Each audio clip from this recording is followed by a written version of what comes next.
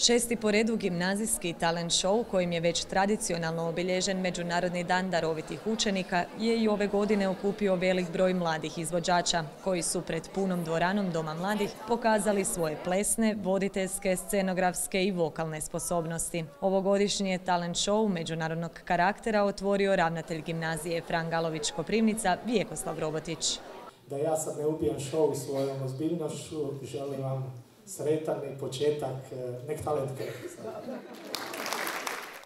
Pobjedničko je mjesto svojim stasom, glasom, ali i instrumentalnom izvedbom na klaviru izborio Šimun Benedikt Kopričanec, učenik osnovne škole Đuro Ester, koji je žiri, ali i publiku ostavio bez daha.